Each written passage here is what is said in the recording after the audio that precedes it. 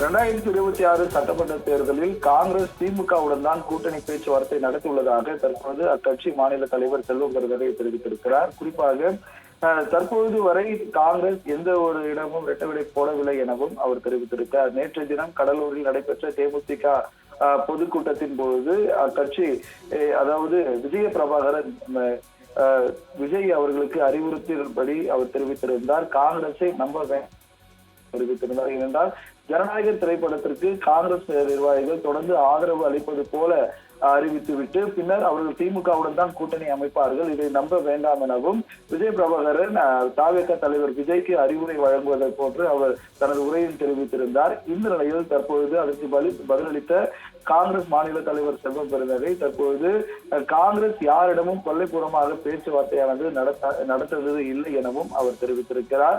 இது மட்டுமல்லாமல் விஜய் பிரபாகரன் பேசினதற்கு அவர் பதிலளித்திருக்கக்கூடிய அவர் இதுவரை காங்கிரஸ் திமுகவுடன் தான் கூட்டணியானது அமைத்திருக்கிறது எனவும் அது மட்டுமில்லாமல் கூட்டணி தொடர்பான பேச்சுவார்த்தையானது திமுகவுடன் மட்டும்தான் பேசப்பட்டுள்ளதாகவும் அவர் தெரிவித்திருக்கிறார். மற்றும் கூட்டணி தொடர்பாகவோ அல்லது யாருடன் கூட்டணி வைப்பது தொடர்பாகவோ நிர்வாகிகள் யாரும் இங்கும் பேசக்கூடாது எனவும் அவர் காங்கிரஸ் கட்சி நிர்வாகிகளுக்கு ஒரு உத்தரவானது தெரிவித்திருக்கிறார். இது மட்டுமல்லாமல் பொது வேலைகளில் யாரும் பேச்சுவார்த்தையானது பேசக்கூடாது என்றும் அது மட்டுமல்லாமல் கூட்டணி தொடர்பான எந்த ஒரு முடிவும் மேலிட பொறுப்பாளர்கள் மேலிடம் மட்டுமே எடுக்கும் எனவும் அவர் தெரிவித்திருக்கிறார்.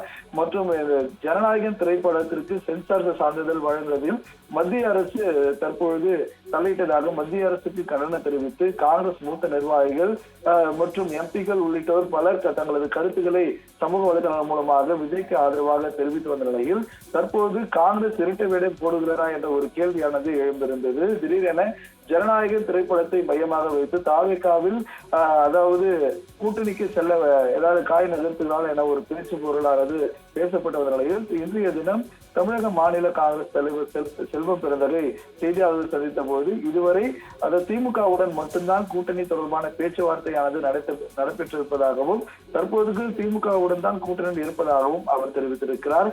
கட்சியினர் வேறு யாரும் பொது வேலைகளில் கூட்டணி யாரிடம் வைப்போம் என்பது தொடர்பான எந்த ஒரு பேச்சுவார்த்தையும் பேசக்கூடாது எனவும் அவர் தெரிவித்திருக்கிறது குறிப்பிடத்தக்கது.